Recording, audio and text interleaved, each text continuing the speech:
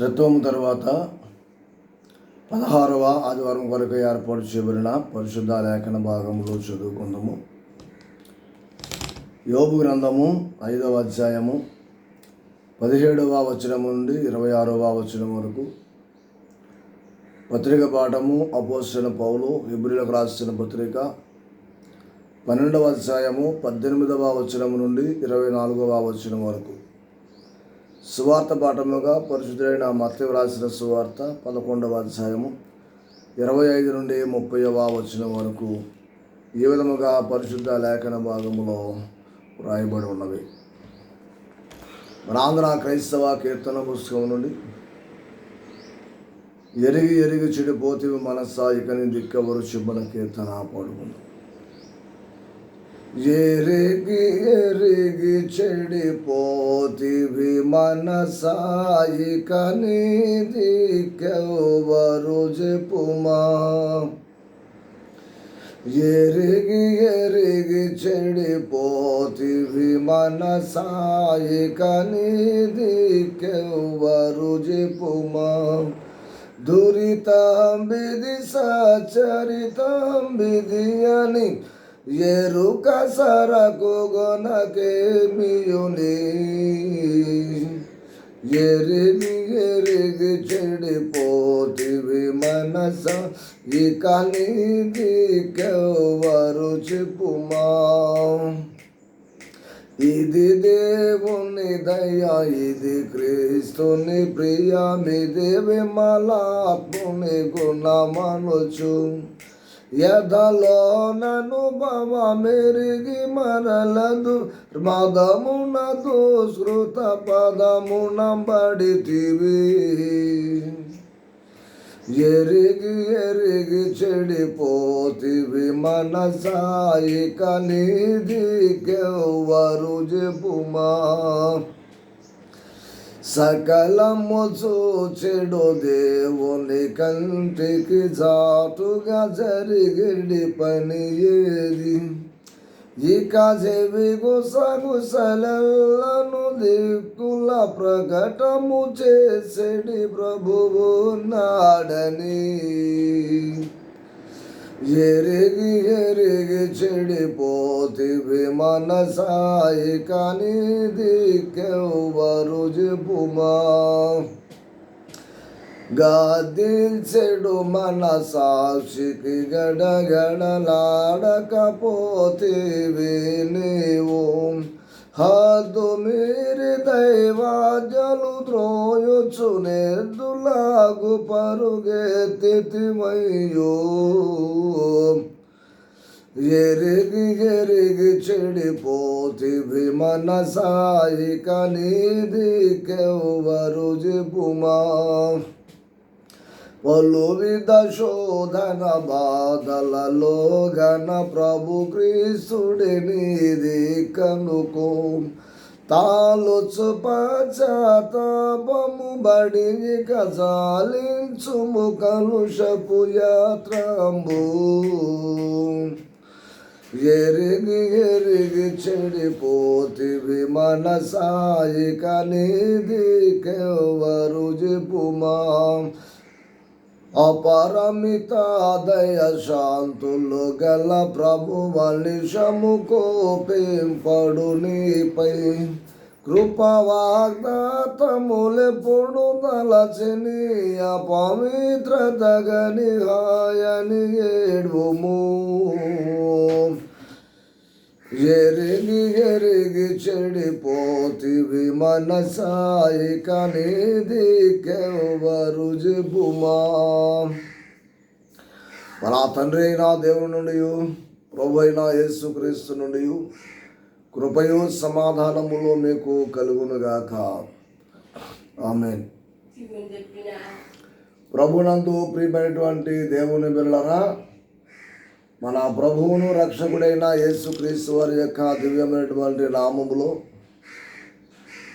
దేవుని యొక్క సన్నిధానములో అనగా ఈ 9వ మాసములో 3వ ఆదివారములోను త్రిత్వము తరువాత 16వ ఆదివారములోను మనందరినీ ప్రవేశపరిచిన దేవాతి దేవునికి మరి కృతజ్ఞతాస్తులు చెల్లిస్తూ ఉన్నాను. ఆ మీదట పరిశుద్ధ దైవారాధనలో పాల్గొనుటకు ఆరాధ్యుడైన దేవుని యొక్క సన్నిధికి చేరవచ్చిన దేవుని బిడ్డలైన మీ అందరికీ కూడా ప్రత్యేకముగా శుభాభివందనాలు తెలియజేస్తూ ఉన్నాను.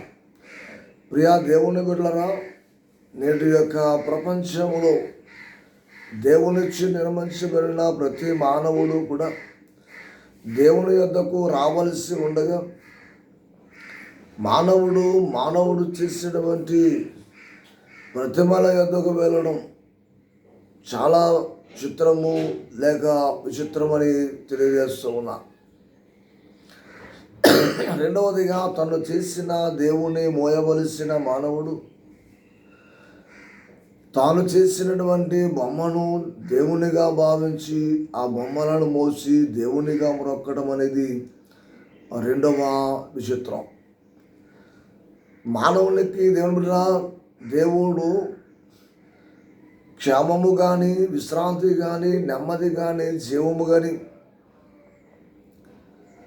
ఇవన్నీ కూడా కేవలము తమకు తానే ఆశ్రయమని, నేను మాత్రమే వారికి విశ్రాంతిని ఇవ్వగలనని ఆయన భరోసా ఇస్తూ ఉండగా ఇట్టి స్థితిని క్రైస్తవులు గ్రహించకపోవడం, ఇట్టి విశ్రాంతి యేసు వద్దనే దొరుకుతుందని అన్యులు నమ్మడం, అన్యులందరూ యేసు వద్దకు వస్తూ ఉంటే క్రైస్తవులు సుఖము కోసమని, విశ్రాంతి కోసమని, కిక్కు కోసమని మందుసాలలకు, విందుసాలలకు, సింధులతో తమ జీవితములను పాడు చేసుకుంటూ ఉన్నారు. కనుక ఈనాటి పాఠంలో మనం వస్తూ ఉన్నప్పుడు సువార్త పాఠంలో నా యొద్దకు రండి విశ్రాంతినిస్తానని ప్రభు ఆహ్వానిస్తున్నాడు. పాత నిబంధన పాఠములో చూస్తే దేవుని యొద్దకు వస్తే, అనగా నా యొద్దకు వస్తే మరణము నుండి తప్పిస్తాను అంటున్నాడు. పత్రిక పాఠములో పౌలు గారి ద్వారా మీరు నాతో సహవాసము చేసి తండ్రికనే మీకును మీ పాపముల చేత తెంచబడిన మీ బంధాన్ని మధ్యవర్తిగా వచ్చి నేను మిమ్మల్ని ఏకము చేస్తానని పరిశుద్ధాత్మ దేవుడు ఆహ్వానమును తెలియజేస్తూ ఉన్నాడు. సువార్త పాఠము ద్వారా మనం చూస్తూ ఉన్నప్పుడు మత్తయి సువార్త 11:28 వచనములో ప్రయాసపడి భారము ఇచ్చిన వాళ్ళరా నా యొద్దకు రండి, నేను మీకు విశ్రాంతిని కలుగజేస్తానని విశ్రాంతి వాగ్దాన విశ్రాంతిని పరిశుద్ధాత్మ దేవుడు తన కుమారుడైనటువంటి యేసుక్రీస్తు ద్వారా మనకు తెలియపరుస్తూ ఉన్నాడు. పిల్లరా, మానవుని యొక్క జీవితం అంటేనే ప్రయాస, మానవుని జీవితం అంటేనే ప్రయాసతో కూడినటువంటి జీవితం. కాబట్టే ప్రభు మాట్లాడుతున్నాడు, ప్రయాసపడి భారము వల్లరా నా యొద్దకు రండి. ఒక యేసు ప్రభు మాత్రమే కాదు, తండ్రి దేవుడు కీర్తనాకారుడు ద్వారా 55వ అధ్యాయం 22వ వచనములో నీ భారము యెహోవా మీద మోపుము అంటాడు. ఇక్కడ ఎవరి భారము? ఎందుకంటే నేను మోసేవాడు నేను, నిన్ను ఆదరించేవాడు నేను, నీకు విశ్రాంతి ఇచ్చేవాడు నేను, నీకు నెమ్మది కలిగజేసేటువంటి వాడు నేను. సామెతల గ్రంథములో 16వ అధ్యాయం 3వ వచనం అంటాడు, మీ పనుల భారము నా మీద మోపుము, అప్పుడు మీ ఉద్దేశములన్నీ కూడా సఫలమవుతాయని జ్ఞానటువంటి సొలొమోను ద్వారా ఈ 3 మాటలు మీ భారమును తొలగించుకోవడానికి చక్కని ఆహ్వానమును దేవుడు తెలియజేస్తూ ఉన్నాడు. పిల్లరా, దేవుని మందిరము అంటేనే నీ భారము తొలగించేది. భక్తులు దేవుని యొక్క మందిరాలకు ఎందుకు వెళతారు? విశ్వాసులు దేవుని యొక్క మందిరములకు ఎందుకు రావాలి? విశ్వాసులు దేవుని మందిరములో కొంత సమయము గడపడము ద్వారా వచ్చేటువంటిది ఏమిటి ఆలోచన చేస్తే కనుక, ఒకటి మీకున్న భారమంతా తొలగిపోతుంది, ఎందుకనంటే అక్కడ పాడేటువంటి కీర్తనలు, జరిగేటువంటి ఆరాధన, ప్రకటించేటువంటి సువార్త ద్వారా మీలో ఉన్న ప్రతి భారములు కూడా ఎంతో ప్రయాసతో రావాలి దేవుని యొక్క గుడికి. భారభరితమైనటువంటి ఆత్మలు కలిగి దేవుని యొక్క సన్నిధికి రావాలి. అప్పుడు మీ భారములను దేవుడు తొలగిస్తాడు. రెండవదిగా నీ శ్రమను తొలగించేది, నీ రోగమును స్వస్థపరిచేది, నీ వేదన తీసివేసేది, నీ దుఃఖములు తొలగించేది, నీ దరిద్రతంతో కూడా తొలగించేటువంటి దాన్ని జ్ఞాపకం చేస్తూ ఉన్నాం. కనుక అలాంటి ఇన్ని వేదనలు, బాధలు కలిగిన ఈ హృదయాన్ని, భారముతో మోసినటువంటి శరీరాన్ని నెమ్మది పరిచేదే దేవుని యొక్క మందిరం, దేవుని యొక్క ఆలయం. దేవునికి స్తోత్రము చెల్లిస్తాను. హల్లెలూయా. కనుక ఇలాంటి సుఖ సౌఖ్యములు వద్దు అనుకొని, ఇదే పెద్ద కష్టం అనుకొని, ఈ మందిరమే పెద్ద భారం అనుకుని మానవులందరూ కూడా దేవుని బిడ్డరా ఎందుకు ప్రయాస పడుతున్నాడో తెలుసుకోలేని స్థితిలో మానవుడు ఉన్నాడు. ఎందుకు అర్థము కాదో మనకు తెలియదు. అందుకే ప్రసంగి అంటాడు, ప్రసంగి గ్రంథంలో 4వ అధ్యాయము 7-8 వచనాలలో చక్కని మాటలు మనకు తెలియపరుస్తూ ఉన్నాడు బిడ్డరా. ఆ మాటలు కనుక ఒక్కసారి మనం జ్ఞాపకం చేసుకుంటే ఆశ్చర్యమును, అద్భుతమును, ఆనందమును కలిగించినటువంటిదిగా మనకు కనిపిస్తుంది. నేను ఆలోచింపగా జ్ఞానుడైన సొలొమోను తన యొక్క పరిశోధన కాలములో అంటున్నాడు, నేను ఆలోచించగా వ్యర్థమైనది మరి ఒకటి సూర్యుని కింద నాకు కనబడడం. ఒంటరిగా ఉన్న నరుడు కరుడు, అతనికి జతగాడు లేడు, కుమారుడు లేడు, సహోదరుడు లేడు. అయినను అతడు ఎడతెగక కష్టపడును. అతని కన్ను ఐశ్వర్యము చేత తృప్తి నొందదు. అతడు సుఖము అన్నది ఎరుగక ఎవరి నిమిత్తము కష్టపడుచున్నాడని అనుకొనడు. ఇదిను వ్యర్థమైనదై బహు చింత కలిగించును. ఎంత ఆశ్చర్యమైనటువంటి మాట పిల్లరా. జ్ఞాపకం చేసేటువంటి ప్రతి విషయంలో కూడా చూడండి, ఎంత వ్యర్థమైన దానికోసము ఏమండి మందుశాలకు వెళుతూ ఉన్నారు.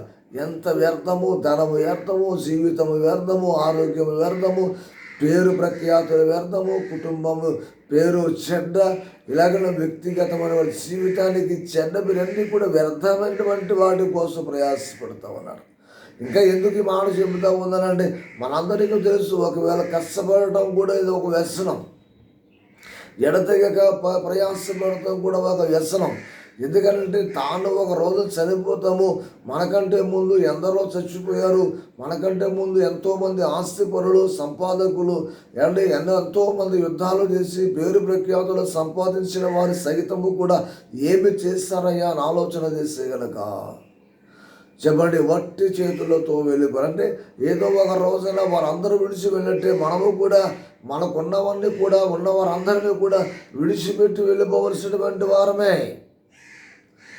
కనుక ప్రతి ఒక్కరము కూడా జ్ఞాపకం చేసుకోవలసినటువంటి వారము. పైపెచ్చుదనులు ఏమన్నారు, పిల్లల కోసము కష్టపడుతున్నామని. సరే, పిల్లల కోసమే కష్టపడుతున్నావు. నీ అవసాన కాలంలో నీ పిల్లలు నిన్ను ఎత్తుకుంటున్నారా? నీ పిల్లలు నిన్ను ఆదరిస్తూ ఉన్నారా? నీ పిల్లలు నిన్ను పోషిస్తూ ఉన్నారా? నీ పిల్లలు నీకు అన్నం పెడుతూ ఉన్నారా? నీ పిల్లలు నీకు స్నానం చేపిస్తూ ఉన్నారా? ఏదీ లేదు.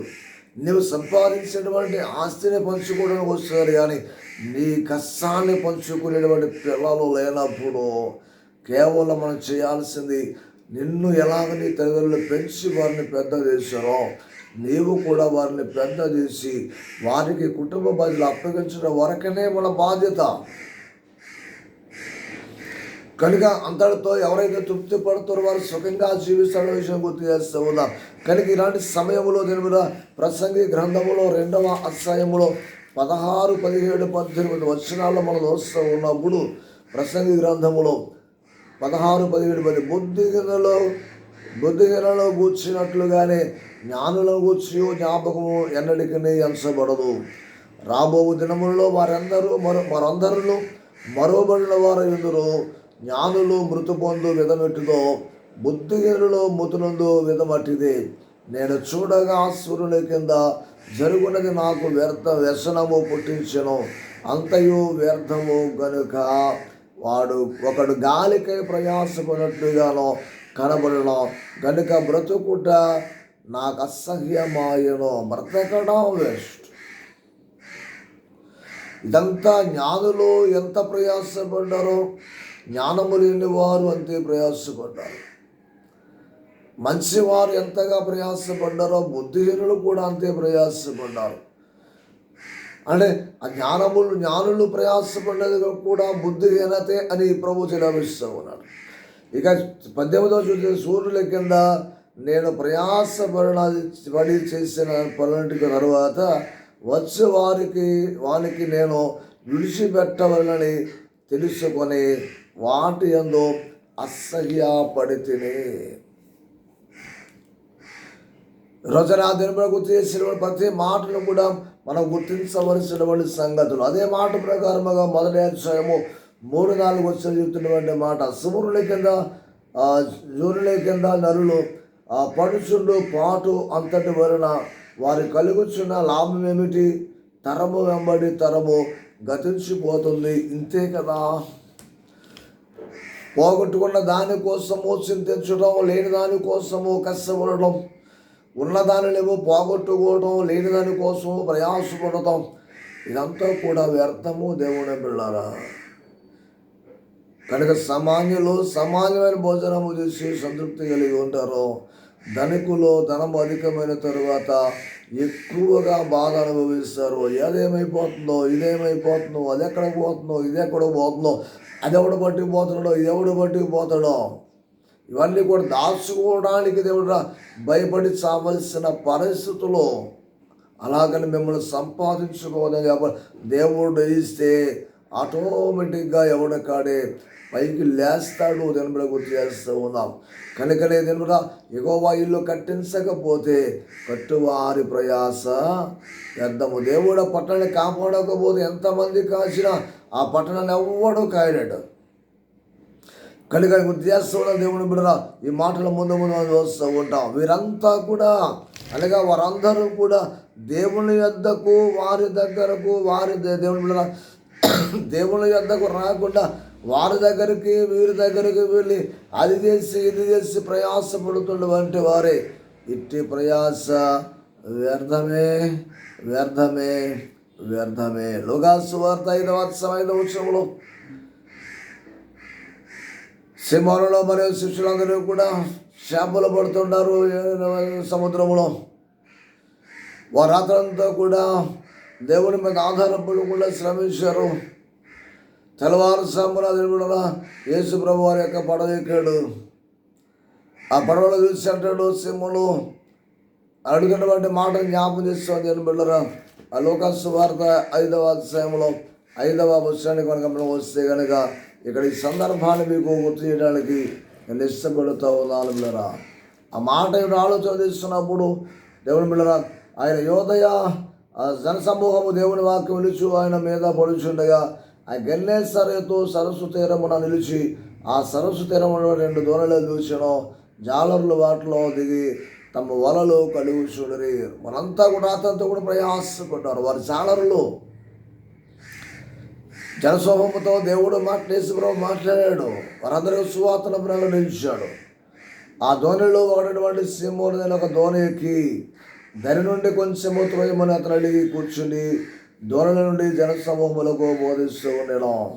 ఆ బోధించడం సాధించిన తర్వాత నీవు ధోనిను లోతులకు నడిపించి చేపల పట్టుటకు మీ వలలు వీడని సిమోనుతో చెప్పగా, సిమోన్ అంటాడయ్యా, రాత్రంతా కూడా మేము చాలా కష్టపడ్డాము, ఒక్క పురుగైనా మాకు పడలేదు. రాత్రంతయు శ్రమ పడినా రాలేదు ప్రభు జయము. రహదారులు వెదకినను రాదాయను ప్రతిఫలము. రాశించుని సిలువా రమణీయ లోతులలో రతనాలను వెదకుటలో రాజిల్లు నా పడవా నడిపించు నావా. దేవుని బిడ్డలారా, రాత్రంతా కూడా శ్రమించమయ్యా, ఒక్క చేప అయినా పడలేదని చెప్పి, అయినా నీ మాళ్ళు చెప్పున వల వేతునని చెప్పి వల వేసిన వెంటనే దేవుని బిడ్డలారా, వల పిగిలిపోవునంతగా చేపలు పడ్డాయి. చెప్పండి, చేపలు ఎక్కడ ఉన్నాయంటే వారి దోణి దగ్గరే ఉన్నాయి. ఎందుకు దోణి దగ్గర ఉన్నాయండి? ఆ దోణిలో యేసయ్య ఉన్నాడు. యేసయ్య ఉన్న చోట ఎవరు చేసే పనైనా ఆశీర్వదించబడుతుంది. యేసయ్యలో తలపెట్టి మన పని ఆరంభిస్తే పని సక్రమంగా జరుగుతుంది. దైవజనులు లేకుండా, యాజకుడు లేకుండా, యాజకుడికి చెప్పకుండా మీ ప్రయత్నాలు తీసిన దేవుడా, మీ యొక్క ప్రయత్నాలు విఫలమే తప్ప సఫలము కాలేవు. ఈరోజు నా సంఘ నాయకత్వాలలో, కుటుంబ వ్యవస్థలో దేవుని బిడ్డలారా, దైవ సేవకుని దేవుని బిడ్డ పరిచయం చేసుకోలేకపోతూ ఉన్నారు. దైవ సేవకునికి ఆహ్వానం తెలియచేయలేకపోతున్నారు. దేవుణ్ణి మీ ఇంటి గృహాలకు పిలవలేకపోతున్నారు. దేవునికి దేవుని బిడ్డలారా, మీ యొక్క చేతి కార్యములను మీరు సేవ చేయలేకపోతూ ఉన్నారు. ఈరోజు జ్ఞాపకం చేసేటువంటి మాటలు దేవుని బిడ్డ అంటున్నాడు. అందుకే దేవుని బిడ్డ మరలా చెప్తున్నాడు, ఆయన చెప్పిన వెంటనే విస్తారముగా చేపలు పట్టసాగారు. అంటే చేపలు ఎక్కడ ఉన్నాయంటే యేసు దగ్గరనే ఉన్నాయి. వారు యేసును కానకుండా తిరిగారు. ఆయన సువార్త ప్రకటిస్తూ ఉంటే ఒక్కడ కూడా సువార్త వినడానికి రాలేదు. నలుమూలల ఆయన అలాగే చెప్తారులే, మీరు ఇలాగే వింటారులే, మనం పోదాం పదండి అని చెప్పి సముద్రం నలుమూలలు తిరిగి వచ్చారు. చివరి ఎగవచ్చారంటే మళ్ళా యేసు ఉన్న చోటుగా వచ్చి వారి వలలు కడుక్కుంటూ వ్యసన పడుతూ ప్రయాసంతా వ్యర్థమైపోయిందని తెలియపరుచున్నాడు. అందుకే పరిశుద్ధాత్మదేవుడు ఆహ్వానిస్తున్నాడు, రండి రండి యేసుని యొద్దకు రమ్మనుచున్నాడు, ప్రయాసపడి భారము మోయువారలు ప్రభుని చెంతకు పరుగిడు వేగమే. రండి రండి యేసుని యొద్దకు రమ్మనుచున్నాడు. ఎంత ప్రయాసపడుతున్నావో, నీ ప్రయాస అంత భారముతో దేవుని ఎదుగురా, నీ భారమంతా కూడా తొలగించినటువంటి వాడు. నేను ఒక్క మాట చెబుతాను, ప్రియమైనటువంటి బాధపడకండి. అది దేవుని యొక్క వాక్యమే. ఒక ఇంటిని కట్టడానికి మనుషుల ప్రయత్నము చేయుచుండగా, ఆలోచిస్తూ ఉండగా దేవుడు కట్టకూడదు అని నిర్ణయించుకుంటే ఆ పనికి ఎంతమంది పూనుకొనినా ఆ ఇల్లు సంపూర్ణము కాదు. రెండవదిగా ఒక పట్టణాన్ని కాపాడటానికి కావలి వారిని అనేక మందిని మీరు కావలాగా పెట్టిన దేవుడి యొక్క కాపుదల లేకుంటే కనుక పట్టణాన్ని ఎవడో కూడా బాగు చేయడు, పట్టణాన్ని ఎవడో కాపాడలేడు. విజయవాడ నగరాన్ని ఎవడైనా కాపాడగలిగాడా?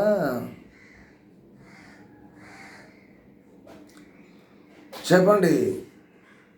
మన చేను మునిగిపోతూ ఉన్నప్పుడు ఎవడైనా వాడు అంటుకట్ట వేయగలిగాడా? కానీ భద్రత లేదా అంటే భద్రత ఉంది. కాలువలకు గట్లు ఉన్నాయి, గోదావరులకు గట్లు ఉన్నాయి, సముద్రానికి హద్దులు ఉన్నాయి. ఎన్ని రకాలుగా ఉన్నప్పటికీ కూడా దేవుని యొక్క ఉగ్రత ఒక్కసారిగా ఆయన నీ మీద చూపిస్తే దాన్ని ఎవడు కూడా ఆపలేని విషయాన్ని జ్ఞాపకం చేస్తూ ఉన్నాను.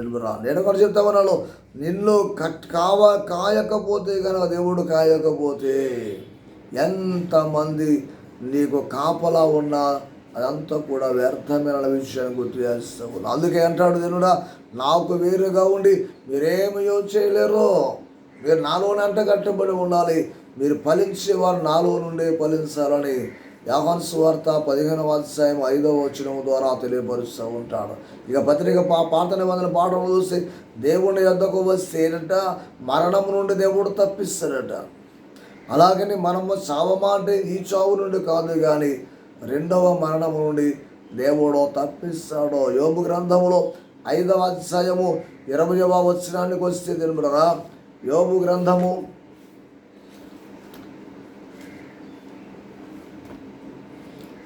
5వ అధ్యాయము 20వ వచనానికి వస్తే అక్కడ చక్కరైనటువంటి మాటలు మనకు తెలియపరుస్తూ ఉంటాడు. అదేమిటో తెలుసా? క్షామకాలమున మరణము నుండి, యుద్ధమున కట్టుకవ బలము నుండి ఆయన నిన్ను తప్పించును. దేవునికి స్తోత్రము చెప్పండి. పిల్లల క్రైస్తవ జనాంగమా, దేవుని యొక్క అధికార బలములను గుర్తించండి. ఆయన సర్వాధికారి, సర్వశక్తిమంతుడు. భూమి మీద మరియు పరలోకములో కూడా ఆయనకు అధికారము కలిగినటువంటి వాడున్నాడు. ఒకే అధికారములో కలిగినటువంటి వాడున్నాడు. తండ్రిగా ఏ అధికారము కలిగి ఉన్నాడు, కుమారునిగా అదే అధికారము కలిగి ఉన్నాడు. కుమారునిగా ఏ అధికారము కలిగి ఉన్నాడో, పరిశుద్ధాత్మునిగా అదే అధికారములో కలిగి ఉన్నాడు. పరలోకములో ఏ అధికారము కలిగి ఉన్నాడో, భూమి మీద అదే అధికారము కలిగి ఉన్నాడు. భూమి దేవుని పరలోకములో ఏ అధికారము కలిగి ఉన్నాడో, ప్రకృతి అంతటి మీద కూడా అదే అధికారములో కలిగి ఉన్నాడు. దేవునికి స్తోత్రము చెప్పండి. మత్తయి సువార్త 28:18 చెప్తాడు, నాకు పరలోకములో భూమి సర్వాధికారము కలిగి ఉన్నాను, కాబట్టి మీరు వెళ్ళి సర్వ సృష్టికి మీరు నా సువార్తను ప్రకటించిన అధికారం ఇచ్చాడు. ఈ రోజున యోబు గ్రంథములు 5:17-18 చదివితే దేవుడు అంటాడు, దేవుడు గద్దించు మనుషుడు ధన్యుడు. ఒకవేళ దేవుడిని హెచ్చరిస్తున్నాడు అంటే, దేవుడిని గద్దిస్తున్నాడు అంటే, దేవుడిరా నీవు తప్పు చేస్తున్నావు అని గ్రహించాలి. దేవుడిని మందలిస్తున్నాడు అంటే నువ్వు తప్పు చేస్తున్నావు అని గుర్తించాలి. దేవుడిని నీకు గాయమైనది అంటే నీవు తప్పు చేస్తున్నావని గ్రహించాలి. నీకు ప్రమాదము జరిగిందనంటే నీవు తప్పు చేస్తున్నావని గుర్తించాలి. నీకు నష్టము కలిగిందనంటే నీవు దేవుని సన్నిధిలో తప్పు చేస్తున్నావు అని గుర్తించాలి. దేవుడి ఎంత ఉపద్రవం వచ్చిందంటే ప్రభుత్వాల మీద నిందలు వేయటము కాదు, కానీ మనము కూడా అప్రమత్తముగా ఉన్నామేమో గుర్తుంచుకోవలసినదిగా నేను జ్ఞాపకం చేస్తూ ఉన్నాను పిల్ల. కనుక ఈ 17-18 ఆయన గాయపరిచి గాయములు కట్టును అంటే దేవుడురా గాయమైనది అని అంటే దేవుడురా వాళ్ళు ఆయనే గాయము స్వస్థపరుస్తున్నాడు అంటే ఆయన సముఖములో నీవు రక్తాపరాధము చేస్తూ ఉన్నావు. అందుకే రక్తము చెందిస్తావు, రక్తము కాల్చున్నావు. ఇక 19వ వచనంలోకి వస్తే 6 బాధలు కలిగిన నిన్ను విడిపిస్తాడట, 7 బాధలు కలిగిన నీకు కీడు రాకుండా చేస్తాడట. ఇన్ని జరిగినప్పుడు కూడా ఎందుకనంటే నువ్వు ఆయనతో ఉన్నావండి. ఇన్ని బాధలు కలిగిన వాటిని విడిపించేటువంటి వాడుగా ఉన్నాడు. కాబట్టి దేవుడు ఆయన అంటాడు, అయినా నిన్ను తప్పించేవాడు నేనే. యేసు వద్దకు రావడం ద్వారా దేవుడు మరణములో నుండి జీవములోనికి దాటుచున్నావని గ్రహించాలి. యోహాను సువార్త 5:24 వచనంలో చూస్తాం.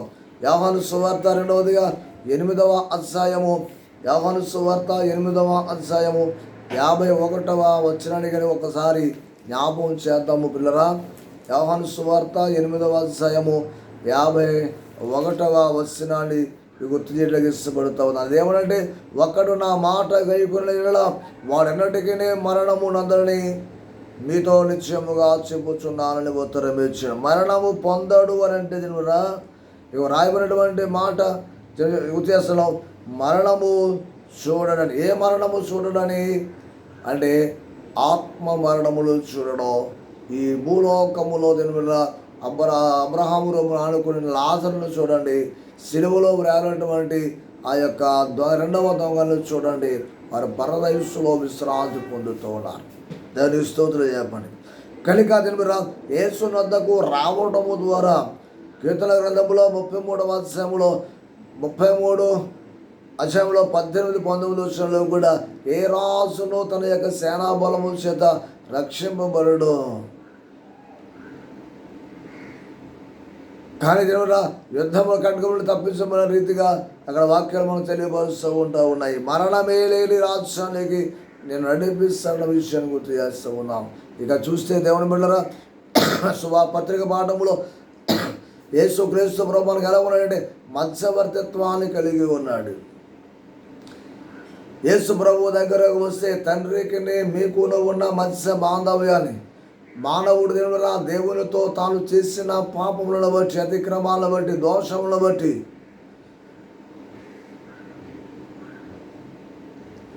వారిద్దరి దేవునికి మనరులకు మధ్య ఉన్నటువంటి సంబంధాన్ని తొలగిపోయాడు. సంబంధము తెగిపోయిందని కూడా చెప్పవచ్చు. దేవుని బిడ్డలారా, వారిని ఏకము చేయడానికి యేసు ఎలా వచ్చాడంటే మధ్యవర్తిగా వచ్చాడు. 1 తిమోతి 2:5 దేవుడు ఒక్కడే, దేవునికి నరులకు మధ్యవర్తి ఒకడే, ఆయనే క్రీస్తు యేసును నరుడు. ఈ నరుడు లేక ఆయన అనావతారం ఎత్తి వచ్చినటువంటి యేసు ప్రభు చేసిన పని ఏమిటంటే మనుషుల యొక్క దోషమును, మనుషుల యొక్క అతిక్రమాన్ని, మనుషుల యొక్క పాపాన్ని తన రక్తము ద్వారా విమోచించి ఆయన మరణము ద్వారా మనందరినీ కూడా ఉభయులను ఏకము చేశాడు. ఎబ్రీ పత్రిక 9:15 ఈ హేతువు చేత అని అంటాడు. ఏ హేతువు చేత? మనము చేసేటువంటి పాపము చేత, మనము చేసే అతిక్రమము చేత, మనము చేసిన ద్రోహము చేత, ద్రోహబుద్ధి వలన, స్వార్థపూరితమైన జీవితము వలన, దేవుడికి వ్యతిరేకముగా జీవించినందువలన. ఇక చెప్పండి, ఎఫెసీ పత్రిక 2:14-18 నరుల పక్షముగా తండ్రిని క్షమించమని కోరినటువంటి ప్రభువు. అది మనం లోకాసు వార్త 23:24 చెప్తారు. తండ్రి వీరేమి చేస్తున్నారో వీరెరుగరు కనుక వీరు క్షమించమని చెప్పినటువంటి యేసు ప్రభు యొక్క మాటను మేము జ్ఞాపకం చేస్తున్నాం. గతంలో ఏమరా 2 వ్యక్తులు గొడవ పడుతూ ఉంటే 3వ వ్యక్తి వెళ్ళి మధ్యవర్తిగా వాళ్ళు ఇద్దరిని విడదీసి వారిని మరలా ఏకము చేసేవాడు. కానీ ఈ రోజున తిరుగురా ఈ యొక్క టన్లో ఇప్పుడే జరుగుతున్న 2 వ్యక్తులు గొడవ పడుతూ ఉంటే 3వ వ్యక్తి వీడియో చేస్తూ ఉన్నాడు. మనుషుల యొక్క టెక్నాలజీ ఎలా మారిపోయిందంటే గొడవని చంపేవారుగా లేరు, గొడవలు పెంచేవారుగా ఉన్నారు. విడదీయటం అంటే తిరుగురా, విడదీయటం అంటే గొడవను చంపడం, వీడియో తీయడం అంటే గొడవలు పెంచడం. అందుకే ఎవరు నీ పక్షమున ఉంటారో మనకు తెలియదు, ఎవరు నీ వారుగా ఉంటారో కడవ తెలియదు. కానీ యేసుతో నీవు ఉంటే అంతం వరకు కూడా నీతో ఉంటున్న సదాకాలము నేను మీతో కూడా ఉంటానని చెప్పేటువంటి మాట.